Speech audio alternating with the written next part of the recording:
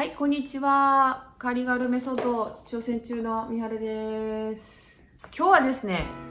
シリコンフリーということで、私も専門家ではないので、あくまでも私が調べた中で、もちろんカーリガルメソッドの本の中には詳しく書かれているので、その上でヘアケア用品調べた時に、どういうところに注意するべきなのかっていうところを少しでも皆さんが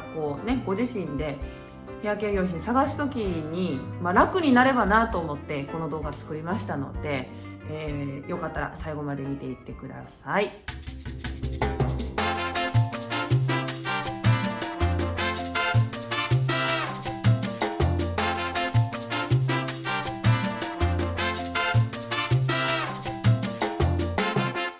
まずシリコン。この動画を最初作り始めた時、私もシリコンと書いていました、ずっと。で、調べていくうちにシリコンとシリコーンというものは別物だっていうことを知りまして、で、私たちが議題にするべきものはシリコーンになりますので、途中から記載を変えてます。シリコーンっていうのはもともとそのシリコンと最初私が間違ってた方のシリコン、元素の一つでケイ素になります。で、このケイ素であるシリコンを有機化合物と混ぜて作った化合物が略してシリコーンっていうふうに言ってるんですが、正確にはシリコンオイルが正しいそうです。化粧品用に人体に影響が少ないように作られているシリコンオイルにはなるんですけど、人体に影響が少ないようにっていうことは人体に影響あるっていうことなんですよね。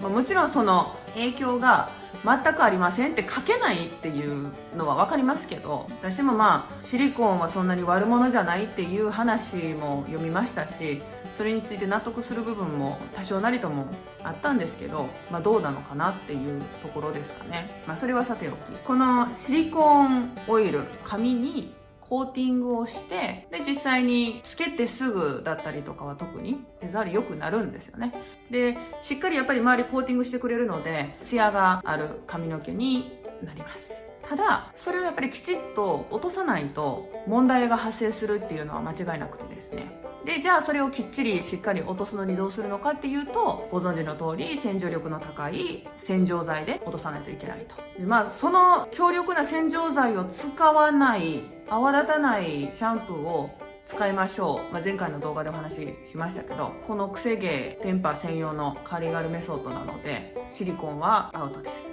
で、これは私も髪の毛ばっかり調べてたので、髪の毛のシリコンっ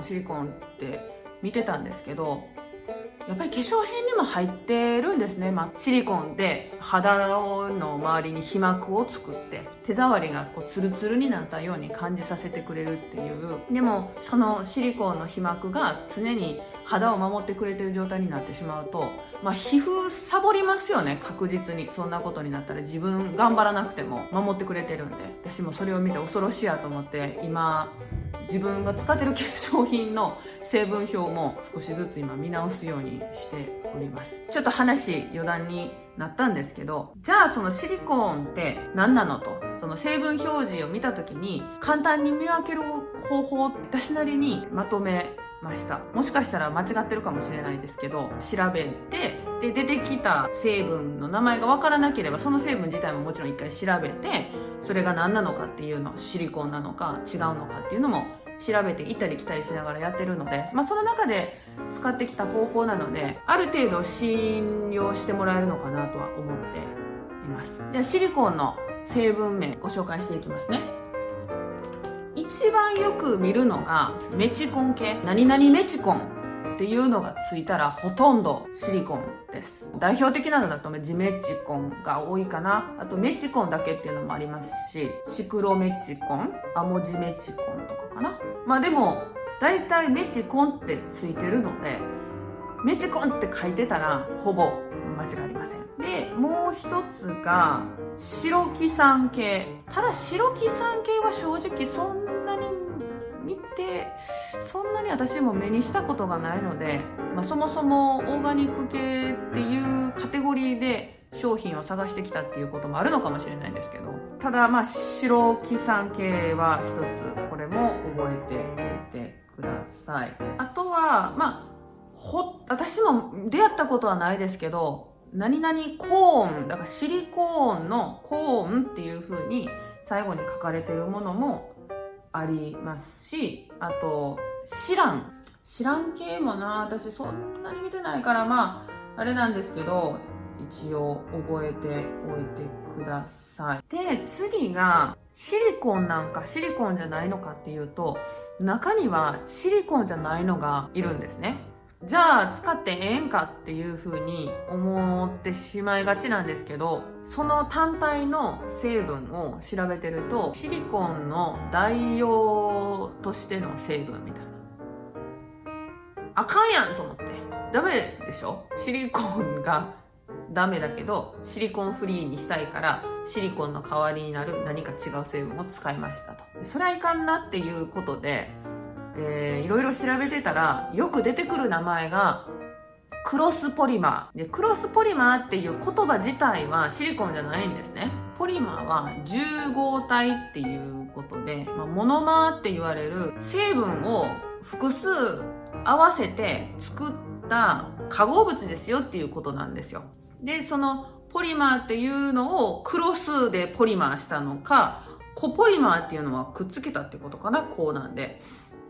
っていう、そのどういう風にやったのかっていうことを表記するだけなので、だいたいコポリマーっていうのには前にカッコが入ってるものがほとんどかな。クロスポリマーもカッコで2つ成分名が入っててクロスポリマーとかっていう風に書かれてることがほとんどです。なのでそのカッコ内にジメチコンとかメチコン系が入ってたりっていうのはよくあることなので、そうなってくるともちろんアウトなんですけど、それ以外も何でもかんでもやっぱり開発できる時代になってしまっているので、散々パラ調べた結果としてはもうこのコポリマー、クロスポリマーって書かれてるものもやめた方がええと。詳しくないからこそ、私も専門家じゃないんで、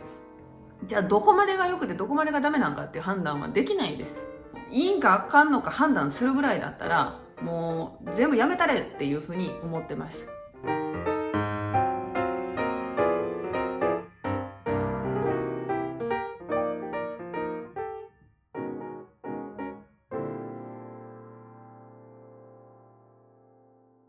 最後にいろいろこのカーリガルメソッドのシリコンについて調べていくと、水溶性のシリコンと非水溶性のシリコンっていうのがあるんですね。簡単に言うと水に溶けるか溶けないかで、水に溶けないシリコンっていう方がもちろん強力なので水では落ちませんと。なのでシャンプー使わないといけないっていうのが非水溶性のシリコンになります。でその水溶性のシリコンは OK だっていう風に判断して使ってるカーリーヘアの方もいらっしゃいますが、基本カーリガールメソッドからいくと、どんなその水溶性だろうが何だろうがシリコンはいけませんっていう風に、私もそれで勉強していますし、実際にそれ使わなくても結果が出てるので、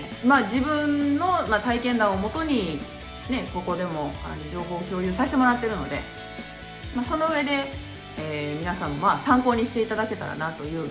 ところです。ただコポリマーの入ったジェルっていうのは何度か使ったことがあるんです。カーリーヘア用のある程度大きい会社の商品だったんで、一回使ってなんかベタベタするし、使った感じがなんかしっくりこうへんなっていうジェルだったんですよ。で使わずに置いてた2本ジェルがあって、違うブランドですよ両方とも。でふと思い立って見てみたら両方ともコポリマ入ってました。なんで髪の毛の方が正直やなっていうのが結果としては私の感想にはなります。で次回なんですけど、もう今回シリコンのお話させてもらって、これは避けましょうというお話したので、ヘアオイルじゃあどういうことを基準に判断すればいいのかっていうところも含めて共有したいなと思っておりますので、楽しみにしておいてください。それではまたね。良いお年を。2020年お疲れ様でした。